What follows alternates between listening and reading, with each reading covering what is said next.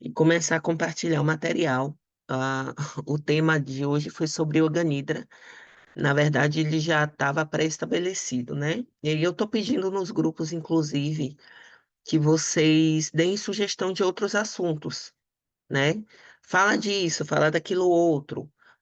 Dentro de, vocês já perceberam até hoje que dentro de um assunto aparecem outros assuntos que também seria importante, de repente, falar sobre isso em algum momento. Por exemplo, na aula de hoje, em vários momentos eu vou estar falando de meditação, mas eu cito, eu não explico o que é meditação, porque a aula não é de meditação. Talvez em algum outro momento a gente entre nesse contexto, talvez.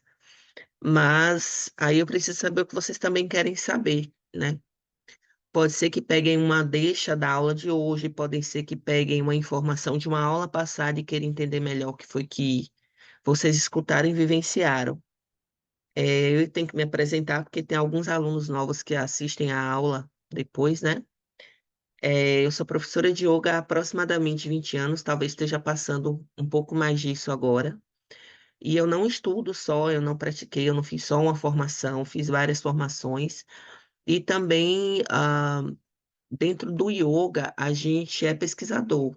Então, a gente nunca deve parar de estudar, nunca deve parar de se autoestudar, porque o estudo não é só das teorias, e sim das práticas também. Se auto-observar. E é uma coisa que não acaba nunca, não tem período para começar e para acabar yoga, ele é para a vida. Eu costumo falar para os alunos que é um caminho espiritualista, que não tem a ver com religião, mas tem a ver com como você trata o seu próprio espírito, né? A sua própria evolução como ser humano. E deixa eu ver o que mais que eu deixei como anotação aqui. Pronto. Então, vamos entrar aqui no tema que, de fato, é entender o que é o relaxamento. O relaxamento, eu percebo que algumas pessoas confundem, acham, chamam de meditação. Eu já vi muitos alunos dizer assim: ah, na hora da meditação, não é meditação. É uma coisa que a gente precisa entender. A meditação é algo que a gente precisa de tempo. A gente só tem 45 minutos, por exemplo, lá onde eu trabalho, mas em outras práticas, o correto, a gente deveria ter pelo menos para um grupo, 1 hora e meia de aula. Só para vocês terem ideia do tempo que a gente precisa para estar desenvolvendo corretamente cada anga da parte do yoga, né? Desenvolvendo até com uma certa profundidade. Isso aí é um projeto que eu tenho para o futuro, em algum momento, ou abrir aqui online, porque eu não tenho espaço hoje para isso, um espaço físico, ou não sei, pensar de alguma forma para eu conseguir desenvolver essas aulas de 1 hora e meia, claro que com as pessoas que realmente estão interessadas em aprender yoga, e não em fazer posturas, né? Só alongar, só ir lá conversar, não. E pessoas que estão interessadas em se melhorarem, se aprimorarem como ser humano. Eu acho que de fato o meu trabalho ele trata disso. Eu vou começar a compartilhar aqui com vocês a apresentação. Vocês sabem que a gente trabalha nessa aula com o chat, né?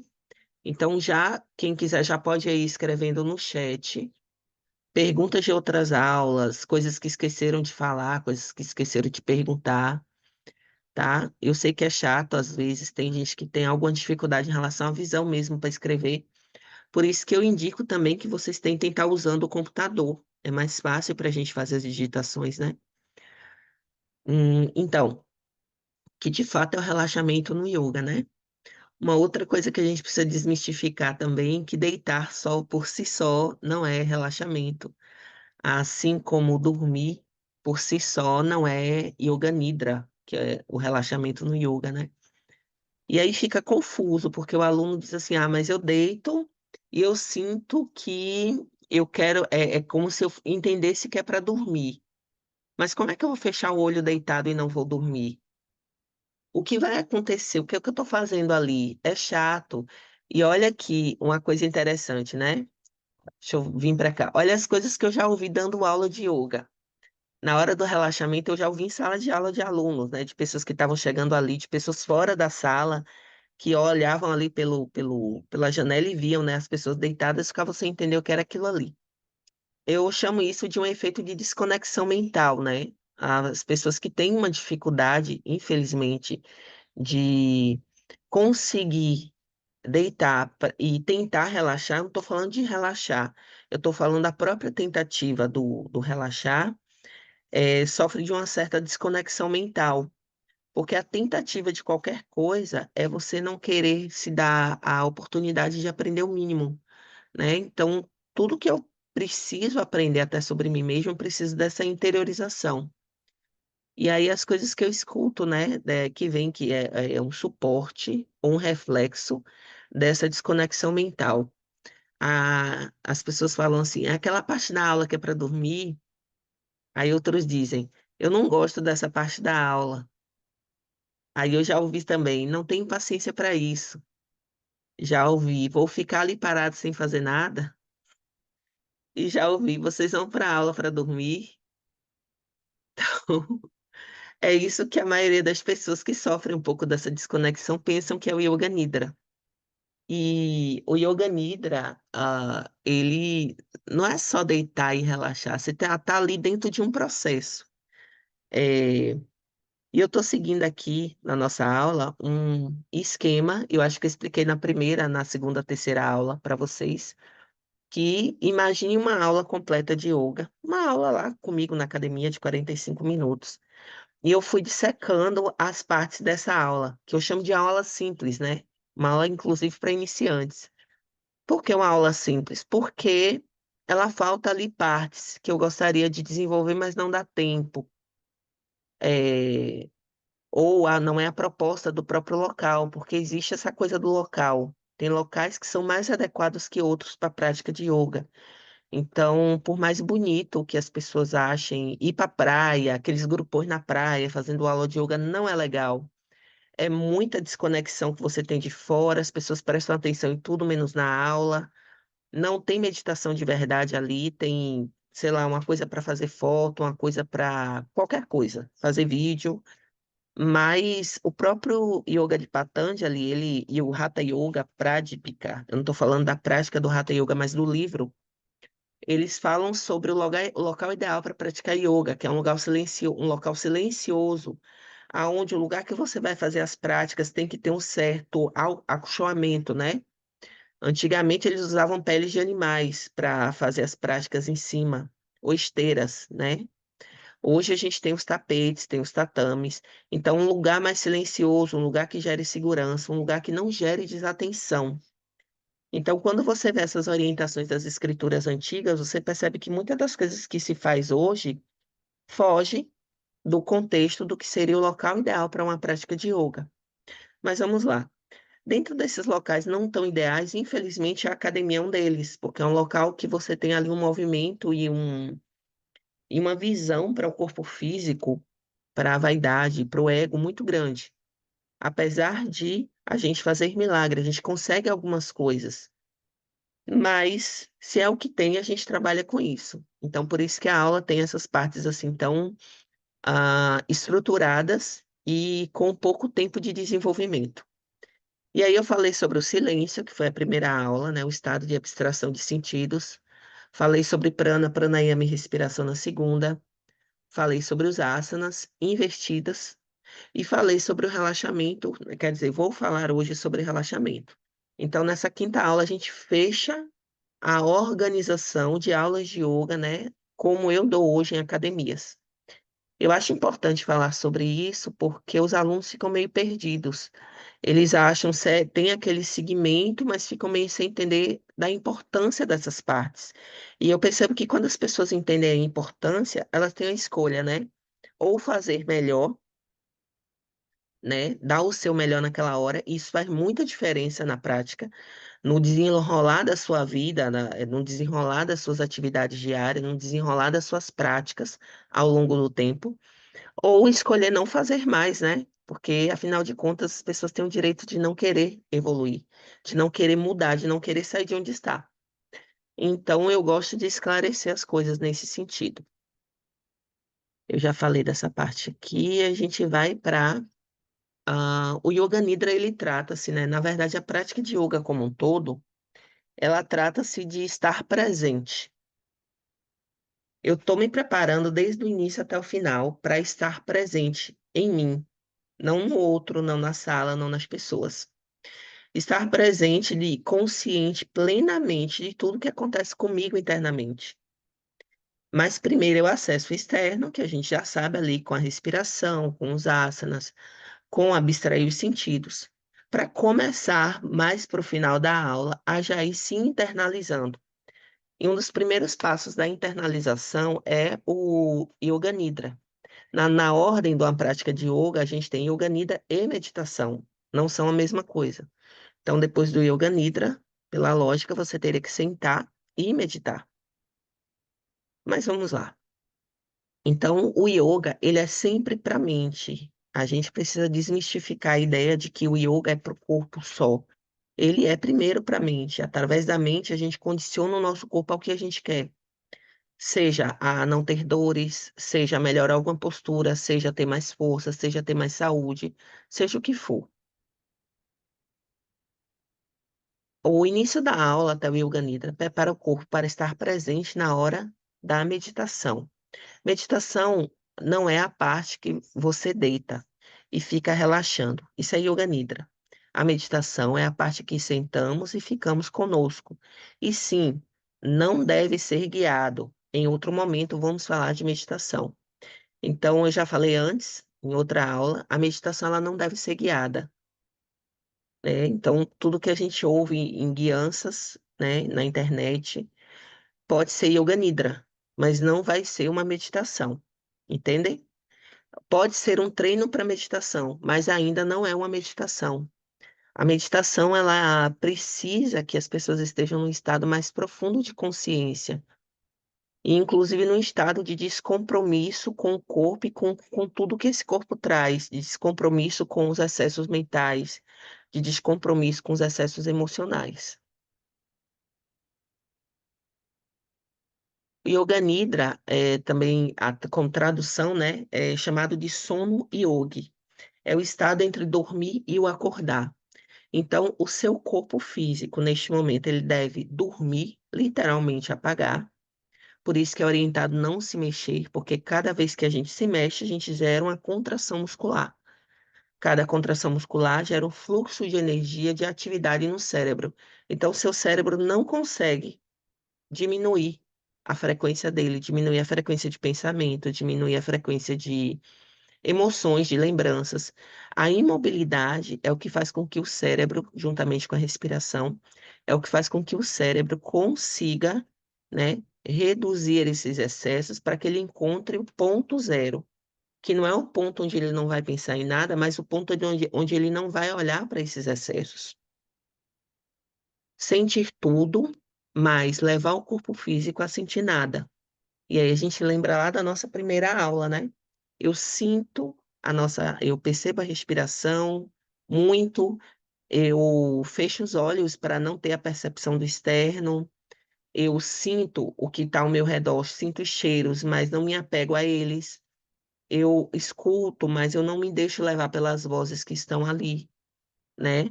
Eu tenho tato na pele, né? O contato ali com o tatame, mas eu tento relaxar e não me incomodar com esse contato que o tatame está trazendo para mim. Eu não sei se já aconteceu com vocês, de estar fazendo ali um yoga nidra, e aí alguém falar ou alguém se mexer e você virar, ter aquele instinto, né? O instinto do ser humano, de querer virar para olhar o que está acontecendo. É mais forte que nós, o nosso instinto é o movimento, e por isso a gente meio que desequilibra. Porque ficar só na observação é muito mais difícil.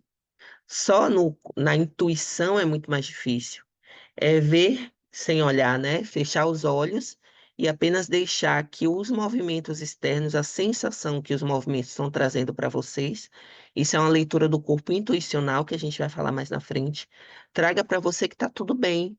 Se você está num ambiente seguro, você não precisa estar se preocupando com os barulhos, com os passos, com as vozes. É por isso que é importante uma prática de yoga estar num local seguro e não em qualquer lugar. Vocês entenderam o processo? Vamos supor que vocês estejam deitados ali com um grupo numa praia. E aí você já chegou ali com certo receio de ser assaltado. E a gente sabe que isso é uma realidade, né? Infelizmente, nossa. E aí você vai ali na hora do relaxamento, você fica o tempo todo querendo abrir o olho, qualquer barulho, qualquer buzina de carro, querendo, achando qualquer passo que alguém vai se aproximar de você. Então é muito importante que as pessoas entendam um pouco disso, de que tentar fazer práticas em locais mais tranquilos, principalmente para a pessoa realmente ter essa percepção do relaxamento e não de fingir que está relaxando ou de fingir que está meditando. Ou de o velho meme, né? Você faz uma pose e tira uma foto e posta no Instagram que está meditando. Se você fez uma pose e postou uma foto, você não estava meditando, você estava posando para foto. São coisas que não levam a gente a pensar sobre isso, né? E eu não estou falando de eh, fotos de propaganda, estou falando de fotos que são feitas de forma específicas, né? Para mostrar algo que não está acontecendo ali de fato. Bom, e aí, quando eu deito na hora do Yoga Nidra, vocês já devem ter me ouvido falar várias vezes sobre corpos. Os seus corpos, os seus corpos, os seus corpos. Teve uma aluna que falou, uma aluna que me corrigiu uma vez, falou, por que você está falando corpos? Está errado. Eu falei, porque são corpos. Aí ela ficou assim sem entender, ela achou que eu estava falando no plural, erroneamente mesmo. Aí depois eu expliquei. E aí é sobre isso agora, né, que eu vou falar sobre esses corpos que eu tanto falo nas aulas. Durante a Yoga Nidra, ainda que todo o nosso corpo esteja imóvel como uma floral. Ah, sim, sim, sim. Esses sentimentos que eu vou falar hoje foi dos motivos que me fez abrir essa aula, né? Do que de fato vai acontecer fora o corpo físico, o que acontece com a mente. Então a gente chega lá. E aí, para isso, Lourdes, diante da sua pergunta aqui, observa bem essa parte aqui. Então a gente tem aqui, né?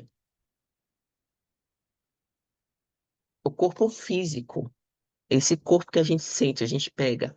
É chamado de Anamaya Coxa, ou corpo feito de carne, né? Dos cinco elementos mais grosseiros da natureza. É o corpo onde a gente acessa todas essas sensações e sentimentos. Entre aspas, eu sinto no corpo físico, né? Por exemplo, quando eu olho uma coisa que eu gosto, o meu olhar traz aquela imagem, eu vou levar para o pensamento, para as emoções. Mas eu não estou falando do que os olhos estão trazendo, não.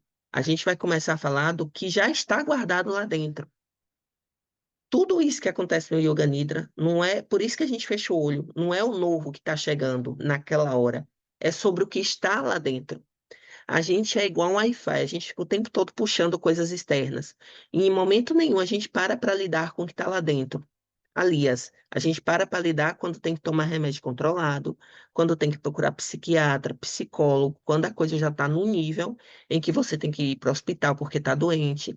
Então, nesses níveis é que a gente realmente para lidar. Peraí, eu tenho que consertar o que está acontecendo internamente comigo. Mas se a gente fosse orientado e educado a ir lidando com isso, cada vez que eu me dou a oportunidade de relaxar, né, de ir para o sono yogi. Lula escreveu aqui: os sentimentos irão sempre existir, a questão é o tipo de atenção e importância que daremos a eles, como iremos reagir. Exatamente. Então, o corpo físico é sobre isso. Ele traz todo esse contexto do externo. E eu fecho o olho para lidar com o que já está lá dentro. O corpo físico é o único corpo que a maioria das pessoas acha que tem, né? E aí a gente tem o corpo energético, que é o nosso segundo corpo.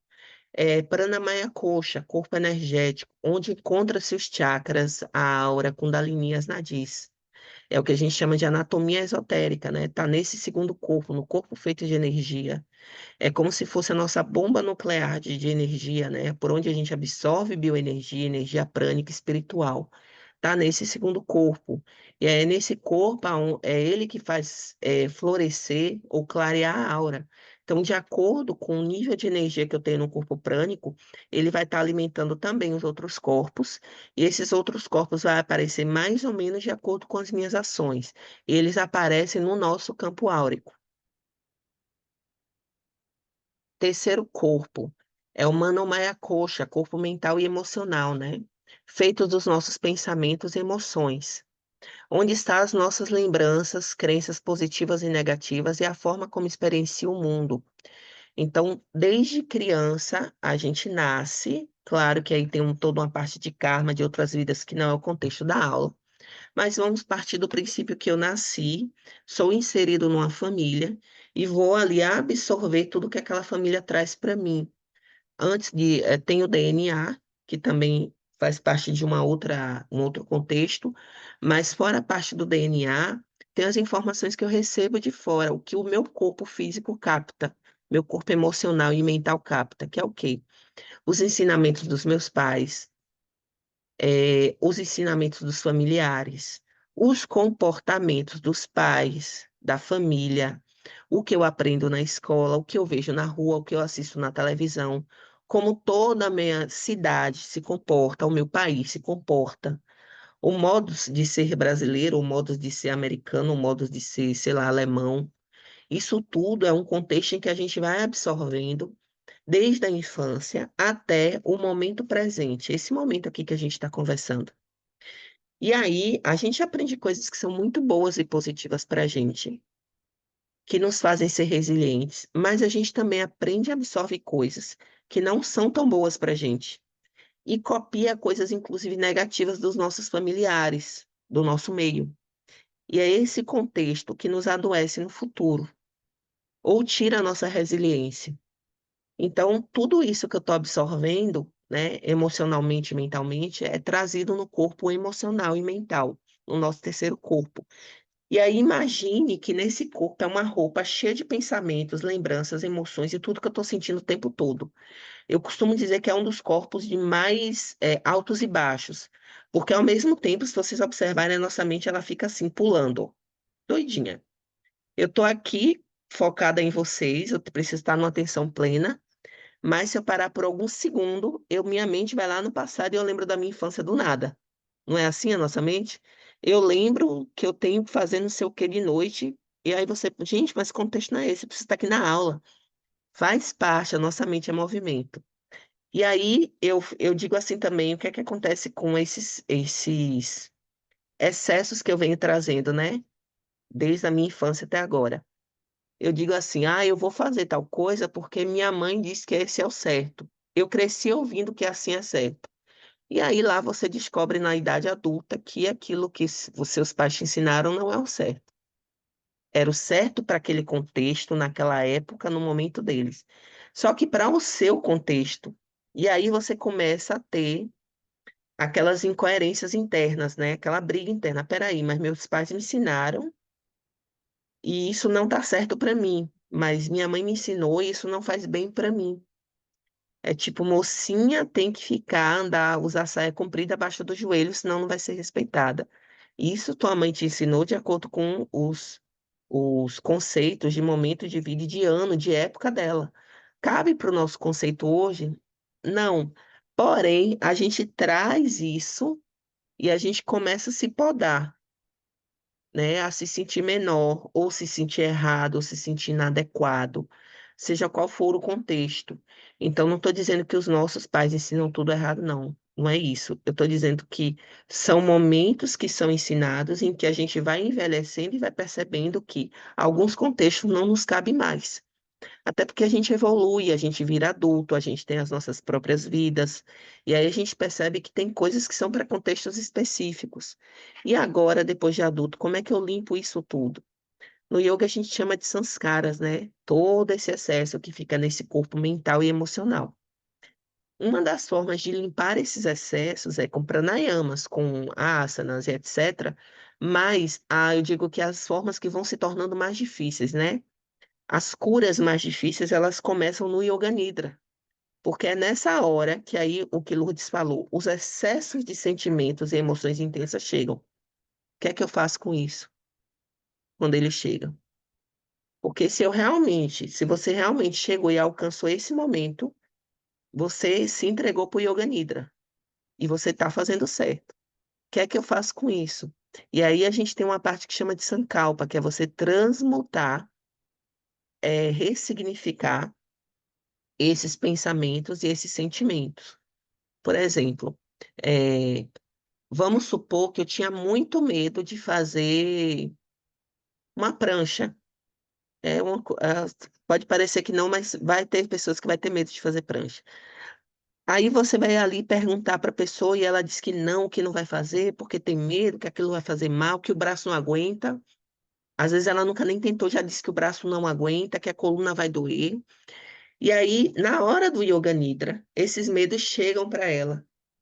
E aí ela começa a entender, dissecar esse medo. Por que que eu estou sentindo isso agora? Começa a se perguntar, por que que esse pensamento chegou para mim agora? Por que que esse sentimento está tão forte dentro de mim agora? Qual parte da aula me aflorou isso? Por que que isso está me incomodando justamente agora, depois de tantos anos, talvez? Então, muitas vezes, você traz aquele pensamento e tente trabalhar ele várias vezes. Traga de novo para o próximo Yoga Nidra. Traga para vários, até você conseguir dissecar ele. Porque a tendência é esses excessos eles irem diluindo e perdendo sentido. Aí você diz assim, oxe, eu tinha medo disso, por que se eu consigo? Aí aquilo, na hora que você vira essa chave internamente, você simplesmente desbloqueia algo que estava ali, ó, acabando com o seu campo áureo, com o seu corpo emocional há muito tempo, roubando a tua energia, e tirando tuas forças. Então, o Yoga Nidra, ele vem para te ajudar a fazer essas limpezas. E aí, como eu falo, não é do dia para a noite, é ao longo de muitos dias, de muitos meses, de muitos anos. E a gente vive muito num processo das pessoas quererem tudo para ontem. Bora lá, vamos fazer um processo aí de iluminação de final de semana. Vamos fazer aí uma reunião, juntar todo mundo, botar a mão na cabeça e fazer uma cura de um dia. Gente, vai melhorar, porque tudo que você consegue colocar essas coisas para fora melhora.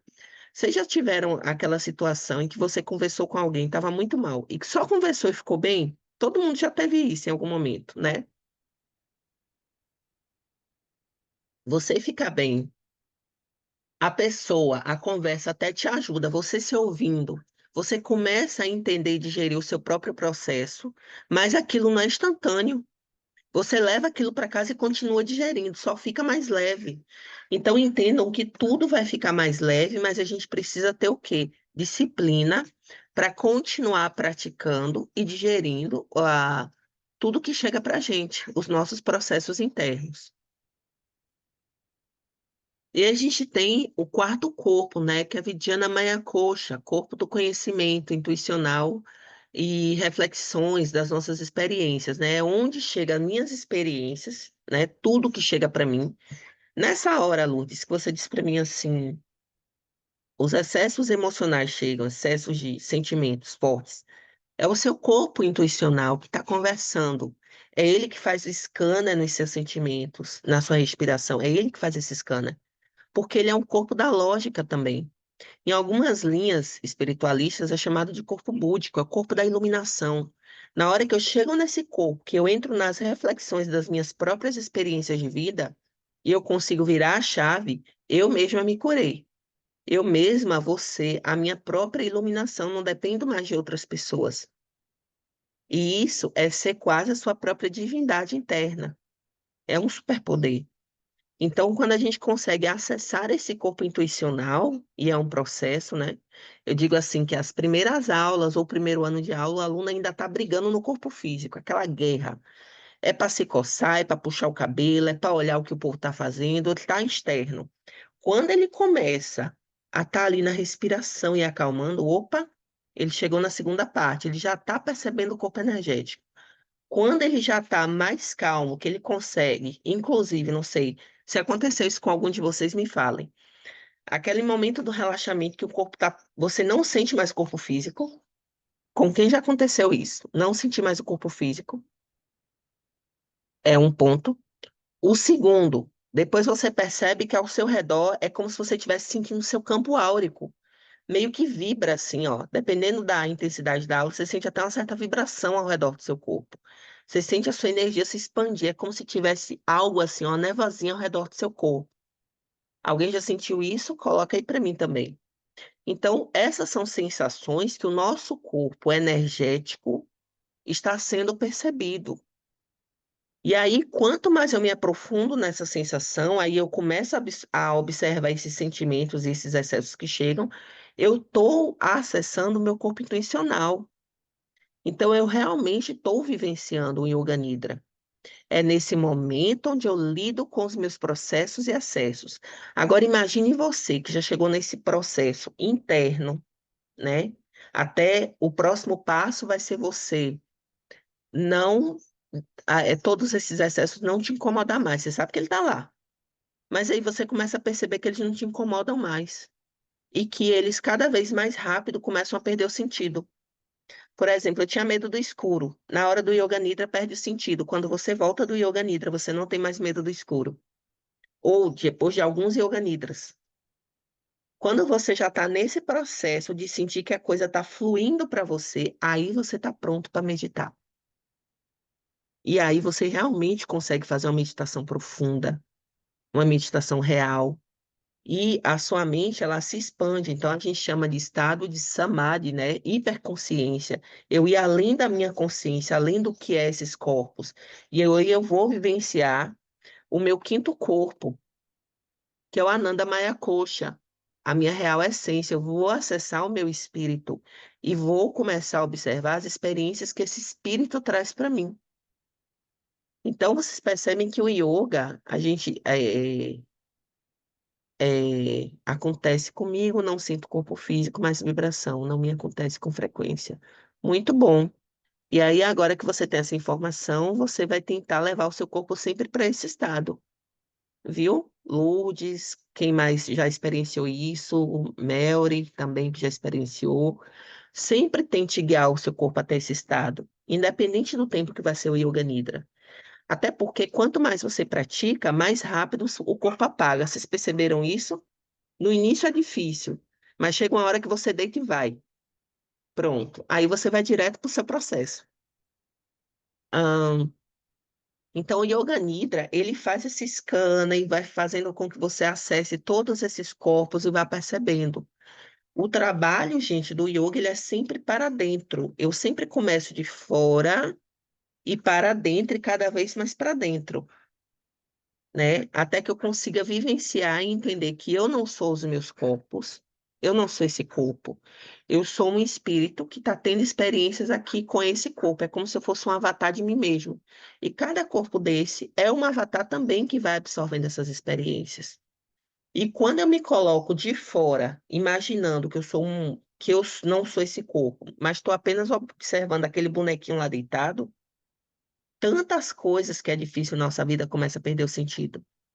E essa é a mensagem que eu deixo para vocês. Tentem fazer um Yoga Nidra profundo, nesse nível. Coloca uma música lá que facilite a sua desconexão e lembre ali das partes, né? E eu vou estar falando delas daqui a pouco. Se alguém quiser escrever alguma coisa agora, vou pedir que escreva. Eu vou só ligar o ventilador aqui, rapidinho.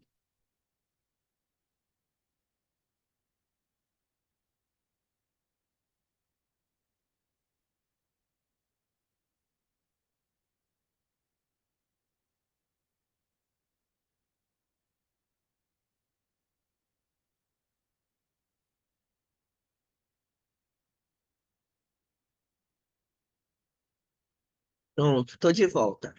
Espero que o áudio não fique ruim. Pronto, aí a próxima parte que eu tenho para falar aqui é as partes do Yoga Nidra, né? Cada parte dele. Quando vocês forem entender as partes do Yoga Nidra, vai ficar mais fácil de vocês mesmas fazerem o seu próprio Yoga Nidra. Não está dependendo, ó, de um Yoga Nidra guiado, de outra pessoa. O Yoga Nidra, assim como tudo no yoga, ele trata-se do sentir. Claro, gente, que ninguém pede vocês de ali acessar um Yoga Nidra guiado. Eu acho que eu tenho alguns Yoga Nidras que eu já compartilhei no grupo, né? Eu falando ali, fazendo aquele processo de Yoga Nidra, curtinho, de 5 minutos, de 10 minutos. Pode usar também. Mas a minha forma de dar aula é que sempre o aluno aprenda a fazer sozinho. Ele ganha independência. Ele não fica dependente de nada nem de ninguém, até porque as pessoas viajam, às vezes a pessoa não tem acesso à internet. Pronto, vamos imaginar que acontecesse algo que você não tivesse mais acesso à internet. Lembra da pandemia? Ou não pudesse mais sair de casa. Sem internet, sem sair de casa. Já pensou? Então, se você aprender e tiver lá seus livros, suas anotações, você tem um caminho. Então a gente aprende, eu gosto de ensinar, de fazer as pessoas serem resilientes. Prazer eu sinto neste momento, quando eu percebo que os meus alunos conseguem desenvolver as técnicas. Claro que vai ter dúvida, até porque poucos aqui estudaram yoga. E mesmo estudando, tem dúvidas. Mas assim, as dúvidas vão diminuindo quanto mais a gente estuda, e mais importante, não é só estudar. O mais importante, gente, é praticar. Tudo que a gente estuda, a gente deve estar praticando dentro do yoga. É chamado de filosofia prática. Eu já vou aqui agradecendo as pessoas que estão aqui participando, que eu estou vendo agora aqui, tá? Muito obrigada pela participação de vocês. Vou dar continuidade aqui às partes do Yoga Nidra. Então, a gente tem como primeira parte no Yoga Nidra o Shavasana ou Savasana. O Shavasana, gente, também já vi pessoas falando assim, vamos fazer Shavasana. Vamos fazer Shavasana, mas Shavasana não é Yoga Nidra, não é relaxamento. Shavasana é uma postura, é uma asana. Shavasana é o último asana da prática completa do yoga. É o momento onde a gente deita e fica. Uma curiosidade sobre o Shavasana é que a tradução é postura do morto. Por que morto? Porque eu tenho que ter o meu corpo como inexistente neste momento. A própria postura por si, ela fala, ela diz: fique imóvel, não se mexa por nada. Morto não se mexe. Isso tem uns espasmos, né, pós-mortem, mas eu tô brincando. Mas só para vocês entenderem que o nome da postura é sugestionável para isso, para que vocês não se mexam. É que às vezes eu percebo que tem pessoas que têm um certo desconforto quando a gente pede para não se mexer. Eu já vi, ó, gente, eu tô falando, eu dou aula há 20 anos, eu já ouvi foi coisa. Eu já vi um aluno que falou para mim, eu vou me mexer. Oxi, então tá, se mexe. Mas não tá na proposta da aula, entendeu? Então, por isso que eu gosto de explicar, porque eu já ouvi cada coisa. Chega a ser engraçado. E vocês sabem que eu dou risada quando eu escuto as coisas, né? Eu vou me mexer, mas eu não tô te dando uma ordem, faz parte da aula. Você não aceitou fazer a aula é assim. Tá bom. Então, o Shavasana é a postura do morto, e eu entro na proposta da postura, que é deitar e esquecer, abandonar o meu corpo no solo. Essa postura, ela pode ser diferenciada. Eu posso deitar de lado, eu posso deitar em decúbito ventral, que é de peito para o chão. E aí eu vou pedir desculpa a vocês que eu esqueci de colocar outras posturas aqui. Eu vou mandar esse PDF para o grupo, quem está no grupo, nesse que recebe os links, eu vou mandar as outras posturas daqui a pouco. E aí vocês vão ter ali um monte de shavasana, um monte de forma de fazer. Então, se tiver dor na coluna, dá para fazer. Se tiver com dor no pescoço, dá para fazer. Dá para fazer de toda forma. Você pode fazer com almofadas, embaixo da perna, embaixo da cabeça. Tem umas posturas que são específicas para grávidas. Então, assim, tem uma metodologia de yoga chamada yoga restaurativo, que eu gosto muito. Inclusive, eu uso um pouco ali na aula das 9, que é aquele yoga onde você fica em algumas posturas só sentindo, só parado sentindo. Tem alguns alunos que já faz aula comigo há muitos anos, já me viu dando umas aulas assim, quando eu falo, leva a toalha, que é aquela experiência do só sentir. Então, eu preciso ter o máximo de coisas possíveis naquela hora para que o meu corpo relaxe. Ah, mas antigamente não tinha isso. Quer dizer, tinha sim. Porque todo mundo, em todas as épocas, sentiu algum tipo de desconforto. Para vocês terem ideia, no Japão feudal, eles tinham eu não sei, não lembro, não sei o nome do objeto, mas era um objetozinho que parecia um apoio de cabeça, que ele vinha do chão e tem um arco aonde a pessoa deita para dormir com a cabeça apoiada. Não tinha travesseiro, mas tinha esse objeto para apoiar a cabeça. Isso é no feudalismo, é tipo, ou antes disso já existiam isso. Os travesseiros e os apoios. Por quê? Porque em todos os momentos das nossas vidas a gente sentiu algum desconforto. Hoje eu acho que até mais, que é os momentos que a gente mais sente, né? Até pela própria nossa estrutura de excesso de conforto. Mas sempre existiu a necessidade de usar objetos para ajudar nesse descanso, relaxamento do corpo. Então, assim, sente dor na lombar, bota uma almofada. Sente dor no pescoço, coloca uma almofada. Não sente nada, deita lá e fica relaxando, tá?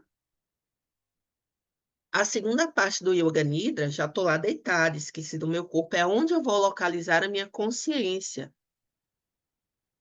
Essa consciência, ela fica, como eu falei na estante, ó, fugindo, indo para as compras, indo para o colega que está deitado do lado. Ai, meu Deus, o colega está muito perto, ele vai bater em mim? Não vai, porque está todo mundo parado.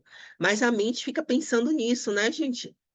Peraí, a Pro tá onde? A voz dela tá assim, aí você fica querendo, a gente fica no instinto ali, querendo abrir o olho para ver o que está acontecendo. Então, eu preciso dar uma direção para minha consciência. A primeira direção é onde está minha respiração, e aí eu volto lá para o princípio, entrando no estado de pratyahara, abstrair os sentidos e respirar, sentir a respiração. Depois eu começo eu falo assim, respirar nas partes, né? Respira no pé. Enquanto eu respiro, eu levo a minha mente para o meu pé. Imagine se você está de olho fechado e alguém diz assim: o que você está sentindo no seu pé agora?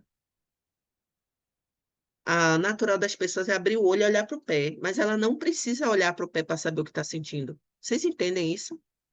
Que a gente vive no instinto, e isso é muito forte. Eu só preciso fechar o olho e eu já sei, e às vezes nem isso. Automaticamente, estou sentindo dor. Não, meu pé está ripuxando. Agora eu disse, fecha o olho e tenta sentir mais um pouco. O que mais? Ah, tem um lado que está formigando, outro lado está esquentando, outro lado está uma dor que vem do dedão e vai até não sei aonde. Então, se você parar e for fazendo esse scanner, você vai começar a perceber mais você. Essa percepção para o seu corpo físico, para localizar sua consciência, te tira dos outros excessos. Percebeu?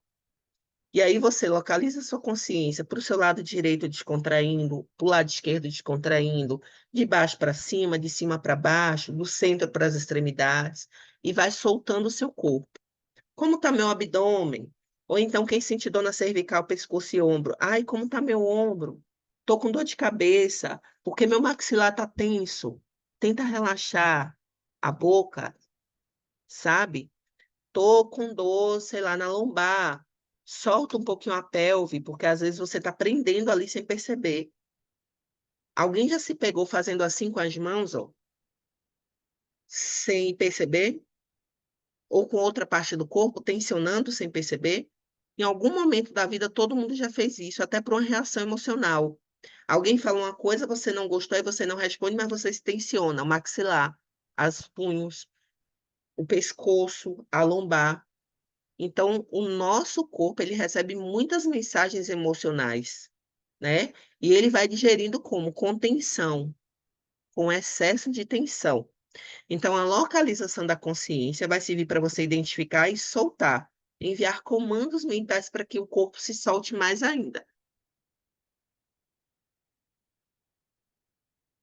E as visualizações, né?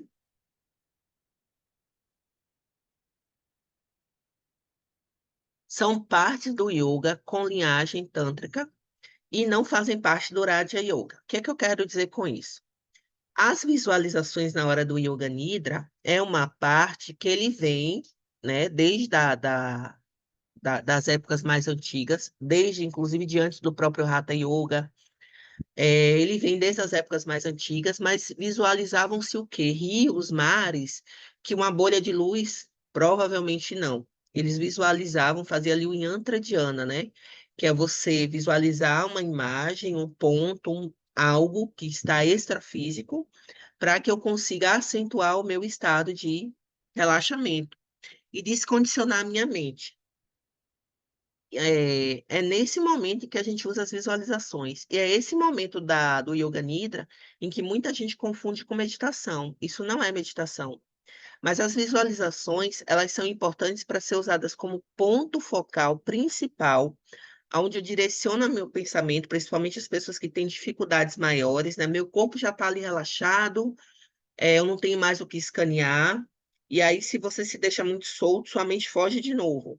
Aí agora a gente vai pedir que você imagine ali as ondas do mar, que você direcione a sua mente para um lugar que te cause conforto visual, de tela mental. um lugar na sua mente em que você seja feliz. Então, isso também é válido. Isso descondiciona seu cérebro do negativo.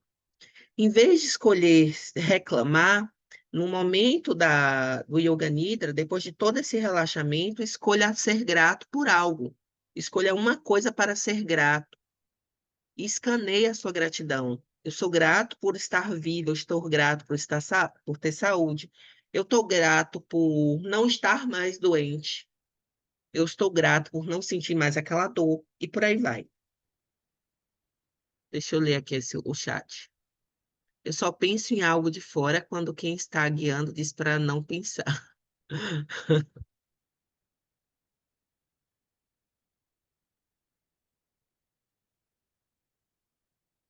E aí a gente tem aqui os benefícios. Antes de vir para os benefícios, eu quero que vocês escrevam aqui se vocês têm alguma dúvida, alguma pergunta, para saber na hora dessa guiança, né? Na hora desse momento do relaxamento, o que mais eu posso fazer? Vocês têm mais alguma dúvida? O que mais vocês acham que dariam para fazer, ou que não conseguiriam fazer nessa hora?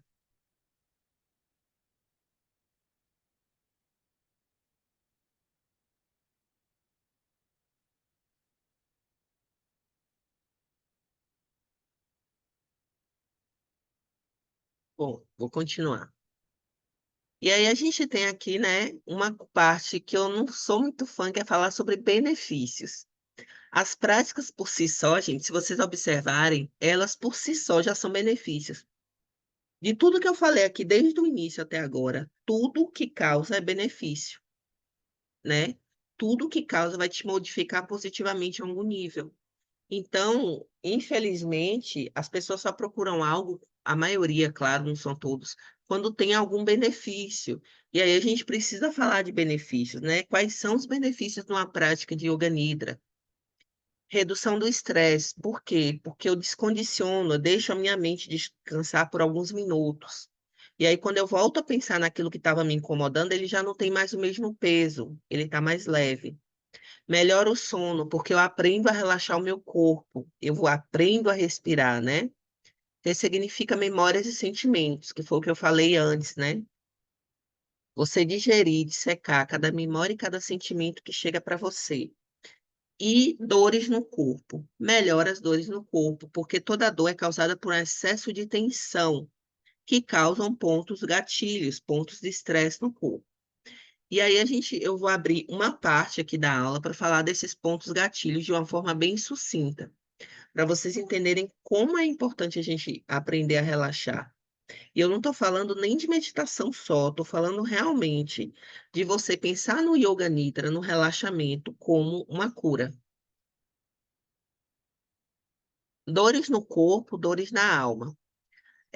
Há alguns anos atrás, um pesquisador chamado Thomas Mayer, então tem esse livro chamado Trigger Points, ou Pontos Gatilhos, de Thomas Mayer, tá, sei lá, na quarta edição, e ele é um livro bem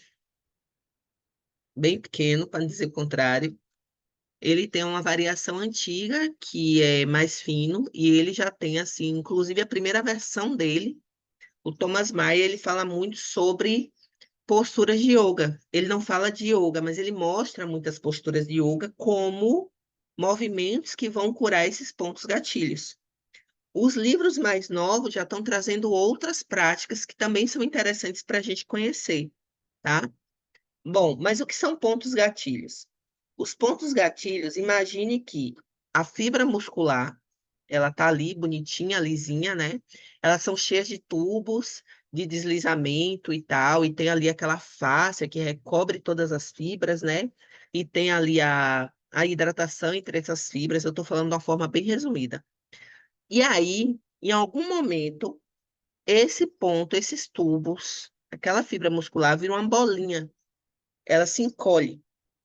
Vocês lembram daquela planta chamada mariquinha, que a gente brinca quando era criança? Fecha a porta, mariquinha, que ela se fecha toda? Todo mundo conhece essa planta?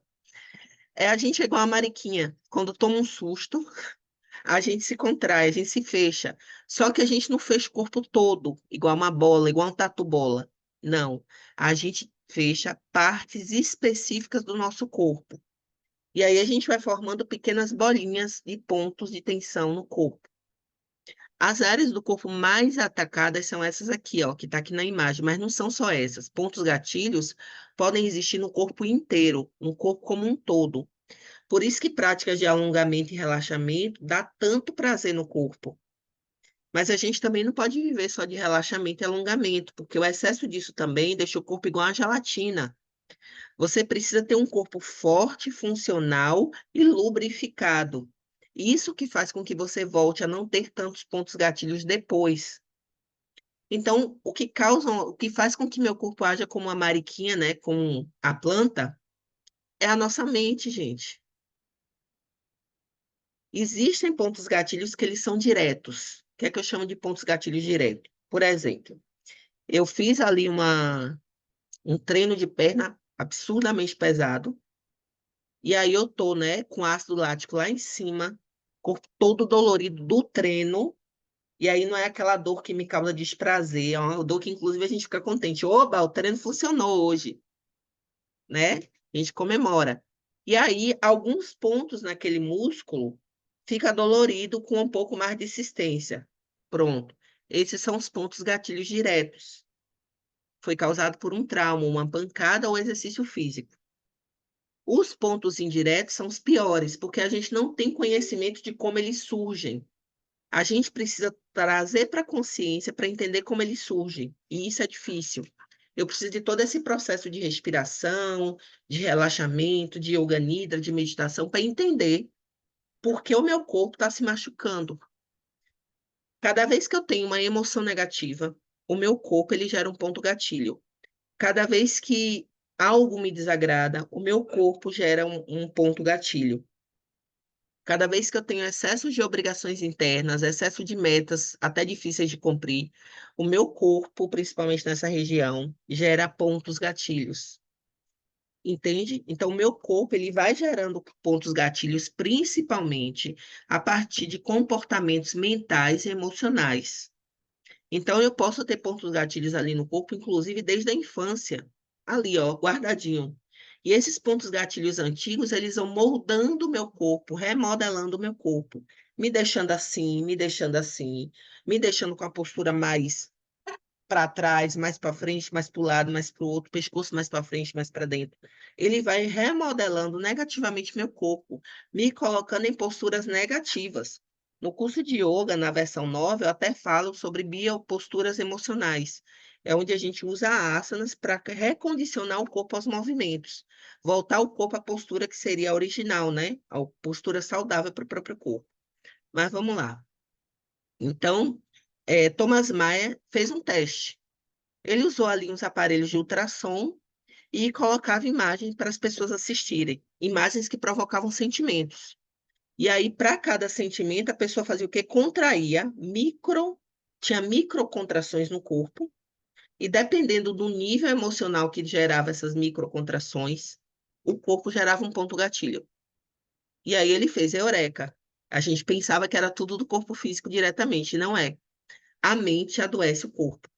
Então, o Yoga Nidra, mesmo que a pessoa diga assim, ah, eu só quero fazer isso aqui mesmo do yoga e tudo bem. Pelo menos para cura mental e emocional, ele vai servir. Pelo menos para esse primeiro momento que a pessoa não tem ali a ambição de virar um ser mais iluminado, um ser livre de todas essas pressões, né? Porque tem gente que realmente não tem.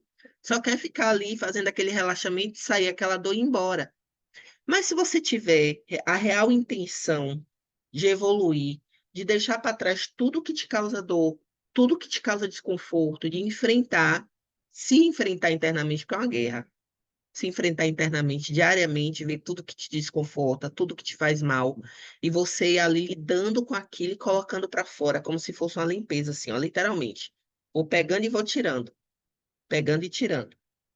Quem já leu um livro, assistiu uma palestra, viu um podcast, e aquilo fez tanto sentido a ponto de você remodificar seu comportamento? Poxa, isso não faz mais sentido para mim. Então eu não vou fazer. E aí, a partir daquilo ali, você ter repercussões positivas em toda a sua vida, de uma escolha que você fez.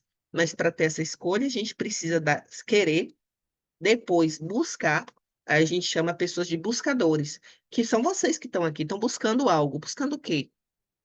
Buscando conhecimento. Para quê? A partir de hoje, se quem vocês não sabiam para que estavam buscando conhecimento, vão saber. A partir de hoje, vocês sabem. Então, a gente está buscando conhecimento, buscando nos melhorar, buscando crescer como seres humanos. Deixa eu ler aqui o chat.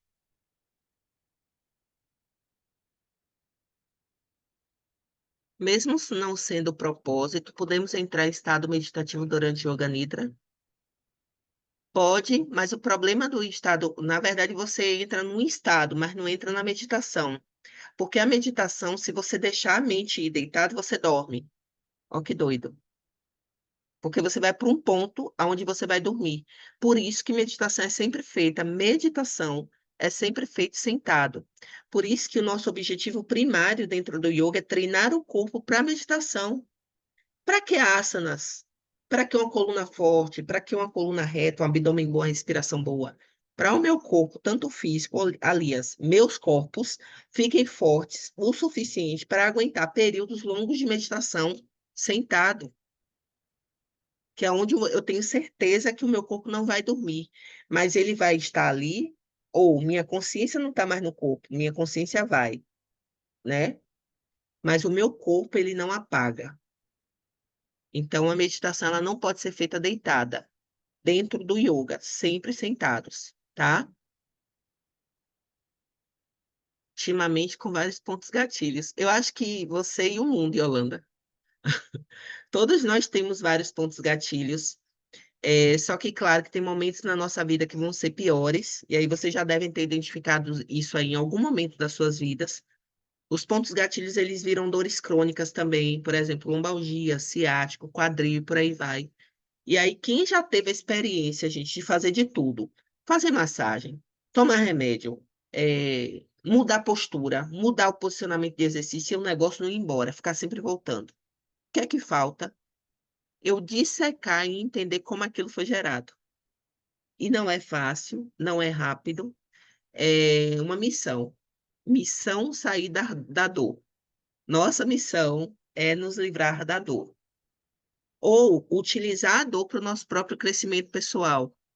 Ficar o tempo todo dissecando excessos de lembranças, de emoções, de crenças limitantes, a ponto de um dia você acordar e dizer: Oh, eu estou tão aqui envolvido nos meus processos de me melhorar que eu esqueci que a dor foi embora.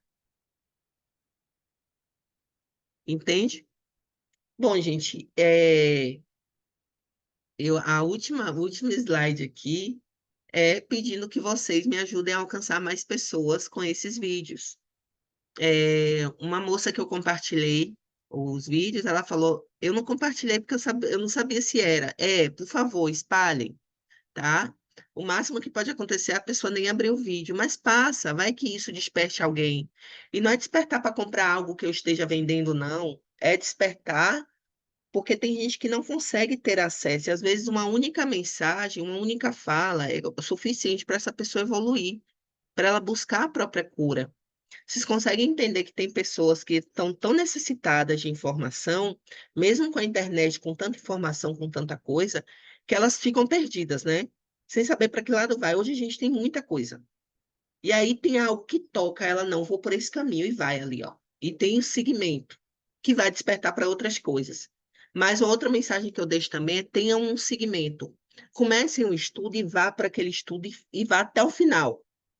Comece outro estudo, vá até o final. A não ser que você perceba ali no caminho que não é para você, você deixe. Tudo bem. Mas coisas que te chamam, coisas que te tocam, não deixe pela metade. Explore até o final. O yoga, ele vai te permitir explorar um mundo que não é só do yoga.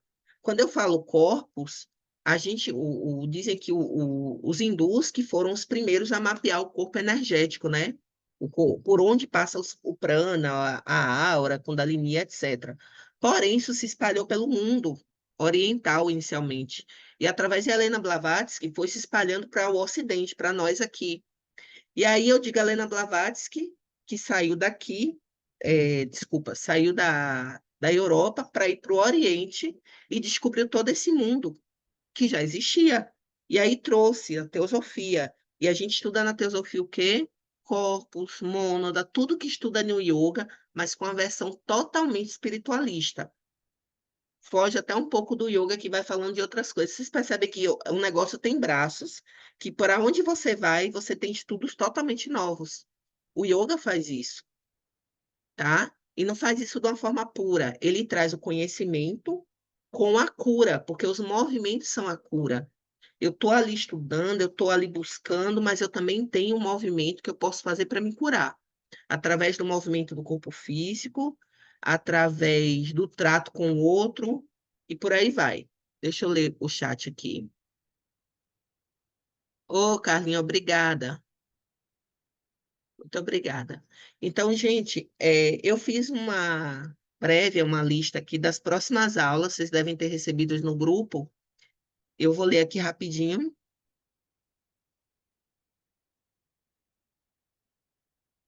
qual vai ser nosso próximo assunto. Então, a gente tem aqui, né?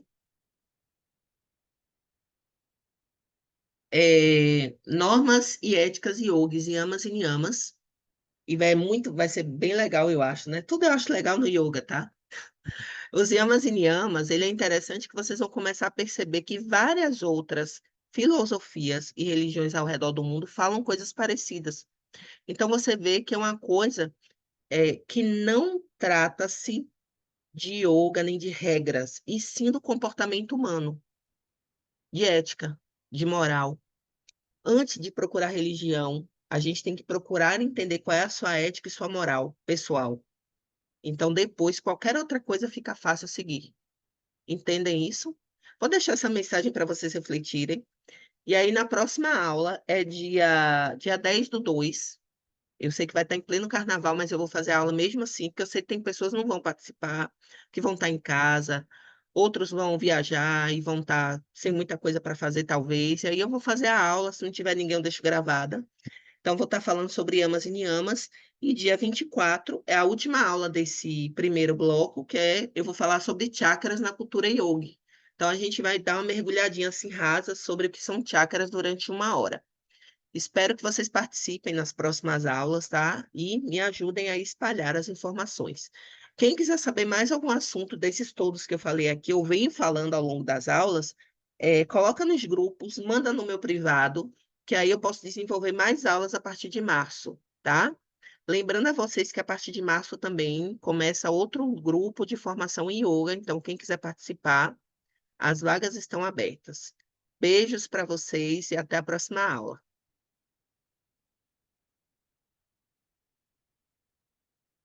Deixa eu só ler aqui os últimos chats, espera aí. Agradecimentos, obrigada, obrigada, obrigada. Muito legal. Beijos. Agora sim, até a próxima aula.